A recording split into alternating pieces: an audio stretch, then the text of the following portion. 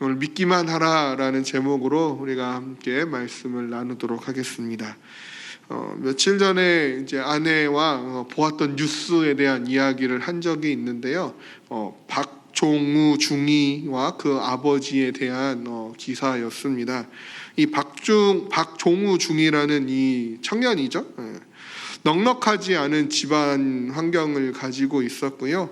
그래서 열심히 그 드라마에 나오는 그 장남 캐릭터처럼 성실한 그 성격으로 열심히 공부를 해서 대학 생활도 거의 줄곧 장학금을 받으면서 대학 생활을 하다가 군인을 꿈꾸게 되었답니다. 그래서 소위로 인관을 받았고 특전사 부중대장으로 이제 1년간 그 임무를 수행하다가 또 뜻하지 않게 군대에서 헬기를 운전하는 그 조종사가 되기를 원해서 또 열심히 준비해서 결국은 그 헬기를 운전하는 조종사가 되었는데요.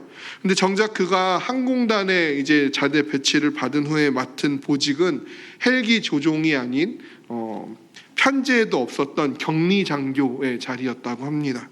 그래서 전공하지도 않았고 해보지도 않았던 그 일들을 매일같이 하느라고 매일 새벽 2시에서 3시까지 늘 일해야만 했고, 결국 그 과중한 업무로 인한 스트레스와 또 그가 꿈꿔왔던 헬기 조종이 막혀버린 그 배치 명령으로 인하여서 끝내 그가 스스로 생을 마감했다라는 그런 기사였고요. 그 소식을 들은 부모가 그래서 부대로 바로 찾아갔지만 현장은 보존되어 있지 않았고 유서를 썼다고 이야기를 들었는데 그 노트북도 다 치워져 있던 상태였다고 합니다. 아무도 이 일에 대해서 책임을 지지 않았고, 그래서 결국 그 아버지는 국가를 상대로 그 군의 부당행위에 대한 소송을 진행했지만 패소했고요. 한 걸음 더 물러서서 그럼 순직이라도 인정을 해달라고 다시 한번 소송을 했지만 그마저도 졌다고 합니다. 근데 그러함에도 이 아버지는 그 아들의 명예를 지켜주기 위해서 포기하지 않았고 12년을 그렇게 소송을 하며 싸워온 끝에 21년 11월에 순직을 인정받았다고 하는 기사를 읽었는데요. 이 기사를 읽으면서 또 다른 기사를 봤더니 올해에도 이 순직 인정을 기다리고 있는 건수가 3만 9천여 건이 되어진다고.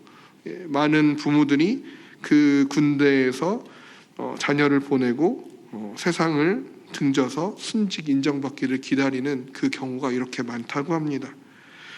이런 이야기 외에도 오랜 시간 자녀들을 위해서 모든 것을 쏟아붓는 그러한 마음을 울리는 부모들의 이야기가 참 많이 있죠.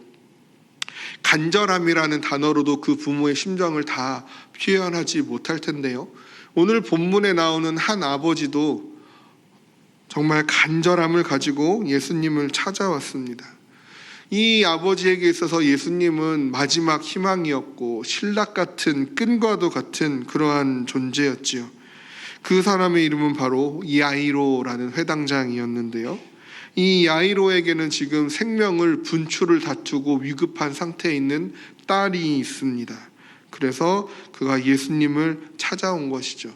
예수님을 찾아오면서 야이로의 심정이 어땠을까요? 아무 생각도 없었겠죠. 빨리 예수님을 만나야겠다는 생각밖에 없었을 거예요. 예수님을 어떻게든 끌고 집으로 데려가야겠다라는 결단만이 있었겠지요. 정신없이 허겁지겁 내달렸겠죠. 그가 낼 수 있는 최고의 빠른 속도로 달려갔겠죠. 그리고 예수님을 만났고 예수님께 딸을 살려달라고 간곡히 청을 드립니다. 다행히도 예수님께서 그의 간청에 응답하셔서 그의 집에 가기로 했지요. 그런데 이 그의 집으로 가는 중에 문제 아닌 문제가 발생했어요. 안 그래도 많은 사람들이 얽히고 설킨 복잡한 길이었기 때문에 아마 그 집에 가는 속도가 빠르지 아니하였을 것입니다. 그런데 결국 한 여자로 인해서 예수님의 걸음이 멈춰버린 것이죠. 1분 1초가 아까운 상황에서 안 그래도 빨리 가야 되는데 수많은 인파 때문에 빨리 갈 수 없는 상황 가운데서 그래도 밀치며 예수님을 끌고 가고 있는 그 상황인데 한 여인으로 인해서 예수님의 걸음이 갑자기 멈춰버린 거예요. 시간이 흘러가고 있습니다. 이 여인은 누구냐면 혈루증 앓던 여인이에요. 우리는 이 혈루증 여인의 간절함과 용기 있는 믿음, 그 옷자락만 만져도 내 병이 낫겠다라는 그 믿음을 가지고 그 수많은 군중 사이를 헤치고 와서 예수님을 만지고 그가 고침을 받은 이 놀라운 믿음과 그에 따른 예수님의 기적이 우리에게는 큰 은혜가 되겠지만, 야이로의 입장에서는 어땠을까요? 지금 딸이 죽어가고 있잖아요. 최대한 어떻게든 빨리 예수님을 데려가야 하는데, 안 그래도 사람들이 너무나 많아서 빨리빨리 가기도 힘든 와중에 있는데 예수님의 걸음이 완전히 멈춰졌어요. 대화를 나눠요. 시간이 계속해서 흘러가고 있다라는 것이죠. 그런데 놀라운 것은요, 이 예수님과 제자들 사이에 누가 내게 손을 대었느냐, 그 제자들이 이렇게 사람이 많은데 손댄 것 가지고 뭐라고 하십니까? 막 그런 와중, 또 혈루증 여인이 갑자기 제가 만졌습니다 하고 병이 나았고 구원을 받았다. 아무리 빨리 일어나도 뭐 10분, 한 15분은 지나지 않았을까요? 이 사건이 일어나는 가운데 야이로에 대한 기록이 없다라는 거예요. 야이로가 침묵하며 기다렸다라는 것입니다. 그는요, 그 예수님의 기적의 현장, 또 다른 기적의 현장을 바라보면서 침묵하며 기다리고 있었어요. 제가 야이로였으면요, 예수님 급하다고요. 예수님을 잡아 끌었을 것 같아요. 누가 옷을 만진 게 뭐가 됐습니까? 내 딸이 지금 죽어가는데, 예수님 내 딸 살려주시기로 하셨는데 지금 여기서 멈춰서 뭐 하시는 겁니까? 항변했을 것 같아요. 그리고 그 여인한테도 뭐라고 했을 것 같아요. 이 정신 나간 여자야. 지금 내 딸이 죽어가는데 너 38년 동안 아픈 거 그거 조금 더 못 참냐? 내 딸이 더 급한 거 아니냐? 생명의 위중함이 당신의 질병보다 내 딸이 더 급한 거 아니냐? 사람부터 살리고 그 다음에 병을 고쳐야지. 이게 무슨 경우냐라고 따져 물었을 것 같아요. 핀잔했을 것 같아요. 혈루증 여인이 병이 나은 것은 기적이지만 내게 베풀어진 기적은 아니잖아요. 그 예수님의 놀라운 치유의 역사가 그 여인에게는 나타났지만 지금 나한테 필요한 예수님의 그 치유의 역사가 나에게 임한 것은 아니었죠. 엄청난 조급함, 엄청난 불안함이 분명히 있었을 것인데, 그에 대한 실망도 있었을 것이고 그 여인에 대한 부러움도 있었겠죠. 내 딸은 내가 지고 오지 못해서 예수님 데려가는 중에 있는데 그래도 저 여인은 예수님 입는 데까지 직접 나와서 고침을 받았으니까 내가 그냥 내 딸을 업어서라도 들쳐 업어서라도 데리고 왔어야 했나. 후회와 책망과 여러 가지 감정들이 분명히 그 야이로의 마음에 가득 차지 않았을까요? 그런데 오늘 말씀을 보면요, 그 야이로에 대해서 어떠한 말씀도 하고 있지 않다. 이것은요, 야이로가 그의 심정이 어땠는지 우리는 알지 못하지만 적어도 그는 그 예수님이 혈루증 여인을 치유하는 동안 침묵하였고 기다렸다는 것을 우리로 알게 하고 있습니다. 어쩌면 좋게 생각하면요, 그 조급함 가운데서도 더 큰 기대를 가지게 되었을지도 모르겠죠. 예수님의 옷자락만 만져도 저 여인이 고침을 받았는데 나는 지금 예수님이 직접 가서 내 딸을 부여잡고 내 딸 위에 예수님이 손을 올리고 기도해 주신다면 당연히 내 딸의 죽어가는 이 병도 완전히 낫게 되지 않을 것인가 라는 그런 큰 기대감이 그 마음에 더 가득 찼을지도 모르겠습니다. 그런데 중요한 건요, 그러한 그의 믿음을 한순간에 날려버릴 소식이 그에게 찾아왔다라는 것이죠. 무엇입니까? 회당장 집에서 사람들이 와서 하는 말이 뭐였어요? 당신의 딸이 죽었습니다. 당신의 딸이 죽었습니다. 다 끝난 거예요. 이제 예수님이 와도 어쩔 수 없습니다. 이미 죽어버렸기 때문에 더 이상 고칠 수 없습니다. 너무 늦었습니다. 때가 지나버렸습니다. 아마 뒤통수를 맞은 듯 했을 거예요. 하늘이 무너져 내릴 것 같은 가슴이 철렁한 이야기였겠죠. 작은 불씨마저 완전히 꺼져버린 완전한 포기와 절망의 상태에 야이로가 처해져 있게 되었을 그때의 한마디의 말이 그의 귀에 들려옵니다. 그것이 무엇이냐면 예수님의 말씀이죠. 두려워하지 말고 믿기만 하라. 두려워하지 말고 믿기만 하라. 우리가 이 말씀을 기억하기를 원합니다. 우리의 믿음을 꺼트리는 강력한 요소들이 몇 가지가 있을 거예요. 그런데 우리의 믿음을 꺼트리는 가장 강력한 요소들 중에 첫 번째는 아마 상황일 것입니다. 이제 틀렸다. 상황이 변화했기 때문에, 상황이 더 안 좋아졌기 때문에, 이제는 더 이상 돌이킬 수 없게 되었기 때문에 이제는 손쓸 방도가 없다. 너무 늦었다. 이건 믿는다고 될 일이 아니다. 믿음도 일말의 가능성이 있을 때 그 가능성을 부여잡고 있어야 그 믿음이 위력이 있는 거지.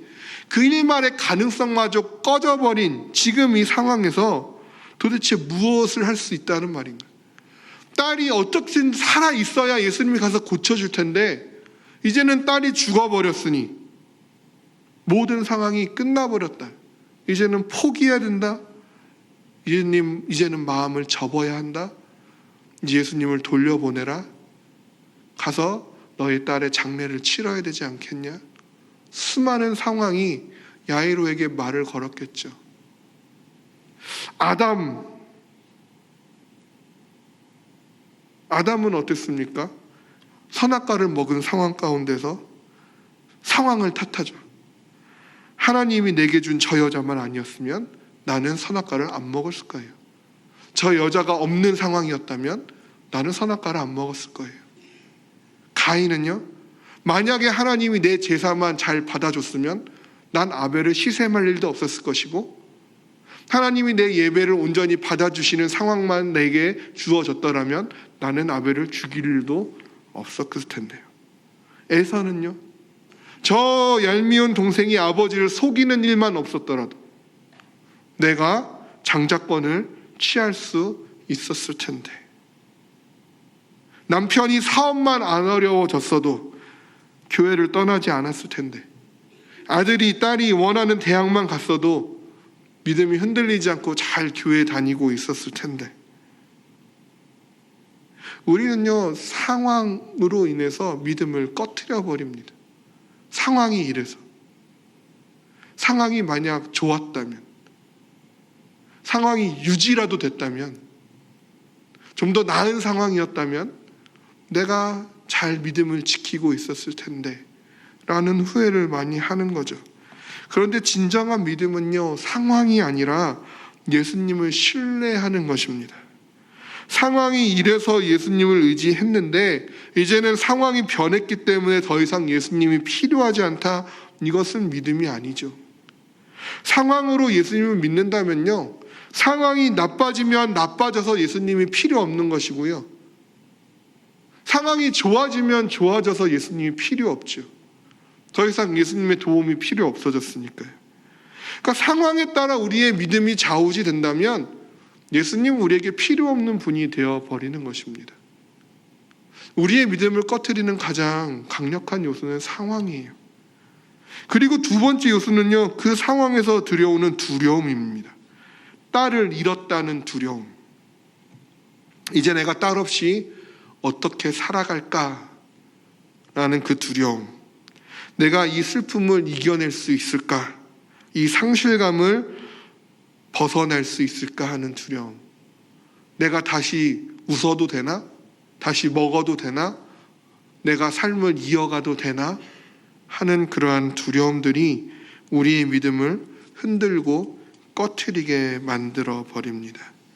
그런데 진정한 믿음은 예수님이 함께 하신다는 것으로 그 두려움을 이겨내는 것이죠.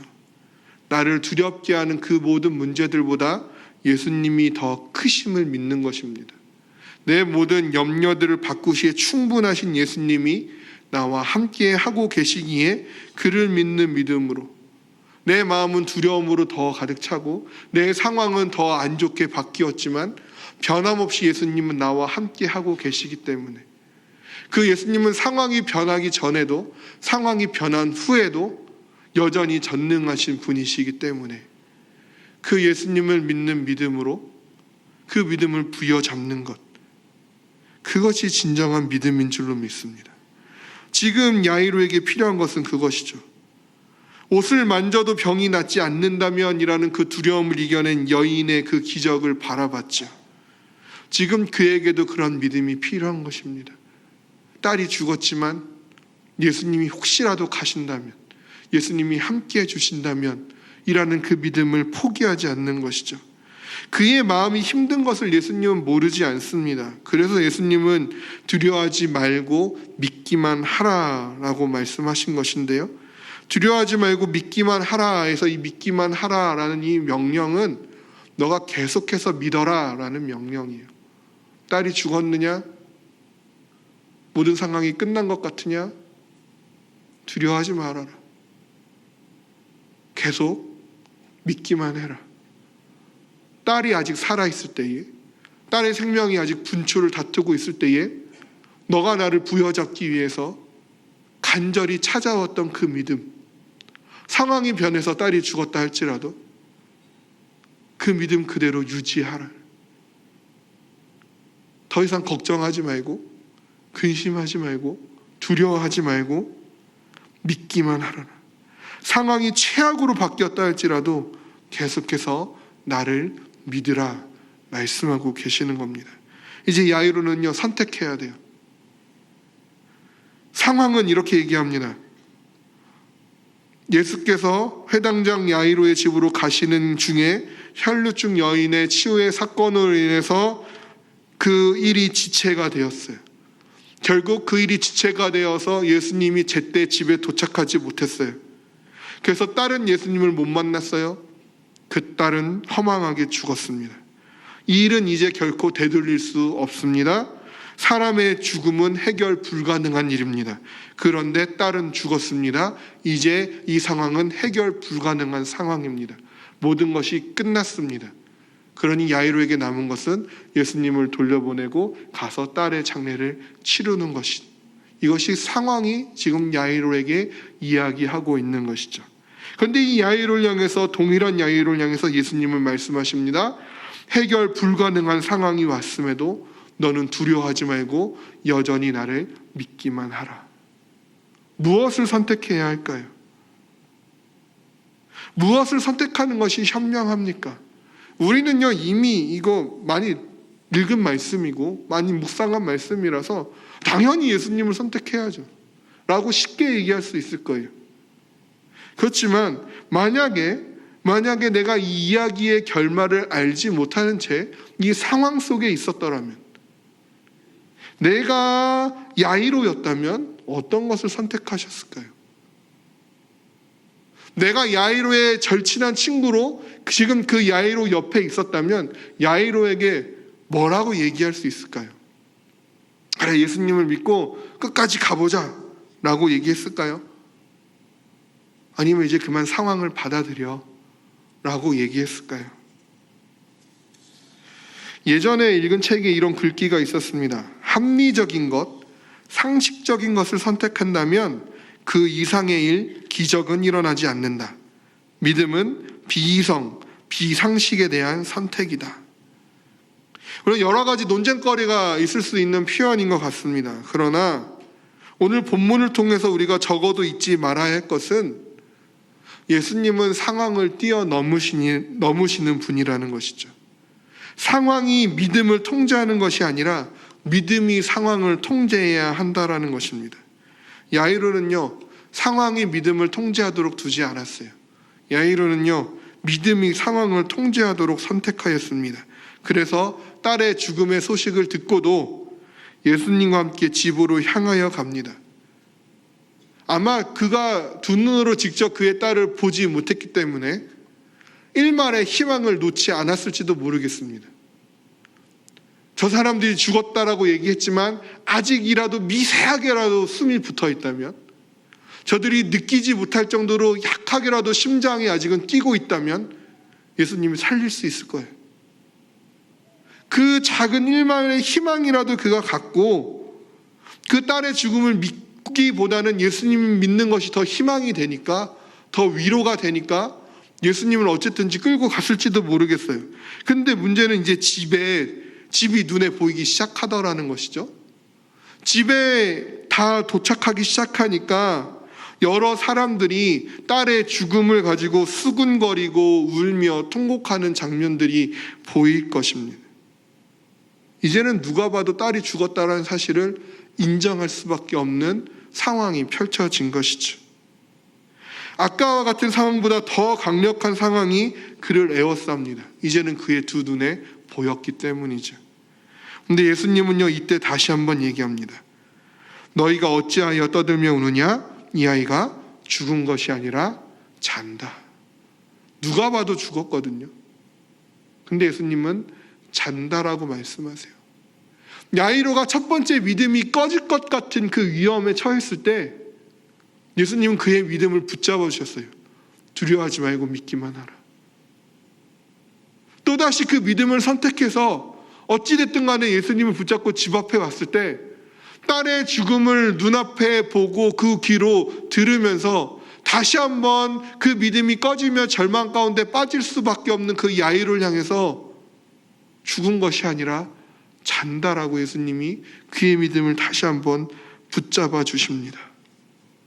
야이로는 이제 다시 선택해야 되는 거예요. 이제 됐습니다, 예수님. 누가 봐도 죽은 거잖아요. 괜한 희망을 주지 마십시오. 여기까지 와주신 것만도 감사합니다. 이제 내 딸이 죽었으니 저는 이제 장례를 치러야겠습니다. 현실을 인정하고 주어진 상황으로 들어가는 것을 선택할 수 있습니다. 아니면 죽은 것이 아니라 잔다라는 그 주님의 말씀을 부여잡고 사람들이 비웃더라도 일관성 있게 나와 함께 오시고 두려워 말라 믿기만 하라고 하시고 죽은 것이 아니라 잔다라고 말씀하시는 그 주님의 음성에 귀를 기울임으로 상황을 박차고 여전히 나와 함께 있는 내 옆에 계시는 그 주님을 선택할 것인지를 이제는 야이로가 선택해야 하는 것이죠. 야이로는 예수님을 선택합니다. 그래서 예수님이 딸의 손을 잡고 달리다금 외치시니 딸이 살아났습니다. 예수님만을 바라본 예수님의 음성만을 쫓은 야이로의 믿음이 결국은 딸을 살리고 만 것이지요. 우리 모두가 이 야이로의 믿음을 가지시기를 원합니다. 상황은 계속해서 우리에게 믿음을 포기하라고, 가능성이 없다라고 이야기할지 모르겠지만 그 상황을 뛰어넘으시는 그 주님 앞에 우리가 상황에 우리의 믿음을 제한하고 우리가 상식에 예수님의 능력을 제한하고 예수님의 전능하심을 우리의 시선과 우리의 판단 안에 가두어 버리는 것이 아니라 늘 나의 생각을 뛰어넘으시는 전능하시고 무한하신 그 예수 그리스도를 입으로만이 아니라 실제로 믿고 선택할 수 있는 그러한 우리가 되기를 원합니다.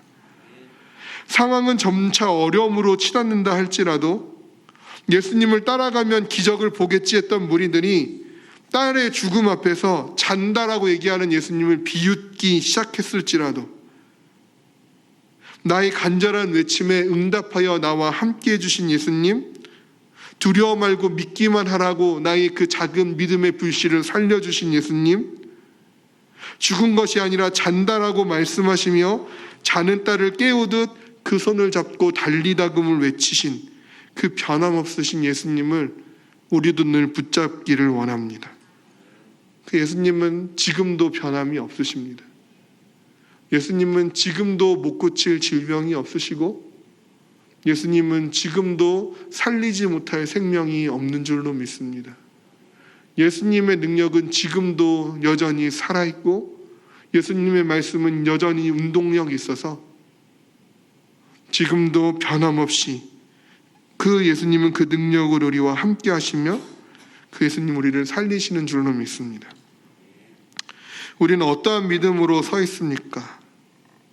모든 상황 속에서 두려워하지 않고 계속 믿기만 하는 그 믿음을 가지고 계십니까? 아니면 예수님 아니면 안 된다라는 그 간절함을 다 잊어버린 채 이제는 상황에 갇혀서 그 예수님을 잃어버리고 예수님은 그저 교회 안에서 성경 안에서 다른 사람의 간증 안에서나 들리는 얘기이고 나의 삶과는 상관없는 그러한 믿음을 가지고 계시진 않습니까? 예수님에 대한 간절한 믿음을 가진 자들은요, 오병이어의 기적을 경험했고요, 무리를 걸었고요, 눈을 떴고 걷게 되었고, 수많은 병에서 완전히 회복되었고, 귀신 들린 자의 귀신이 나갔고, 죄와 사망의 권세에서 하나님의 자녀가 되는 권세로 옮겨진 줄로 믿습니다. 예수님을 믿으십니까? 그렇다면 요동하지 마십시오. 두려워하지 마시고 의심하지 마십시오. 사람들이 예수님을 찬양하든 사람들이 예수님을 조롱하든, 예수님이 영광 가운데 계시든 예수님이 십자가에 달려 계시든, 예수님은 전능하신 예수님인 줄로 믿습니다. 그 예수님을 향한 간절한 믿음을 늘 소유하시기를 원합니다. 그 예수님은 변함없이 우리에게 지금도 말씀하십니다. 두려워하지 말고 믿기만 하라. 두려워하지 말고 믿기만 하라. 이 예수님의 말씀에 아멘으로 화답하는 오늘 이 시간이 되기를 원하고, 지금 우리의 각자의 상황 가운데서 믿음을 가지고 기도하기 위한 그 마음을 가지고 이 자리에 나오셨을 텐데, 두려워하지 마시고 의심하지 마시고 능히 행하실 예수님을 믿음으로 우리의 간절함을 주님 앞에 다시 한번 올려놓는 이 기도의 시간이 되어지기를, 달리다고 외치며 그의 딸을 살리신 그 예수님의 능력이 나의 삶에도 찾아와서 나의 가정을, 나의 자녀를, 나의 일터를, 나의 생명을 하나님께서 살리실 줄로 믿습니다.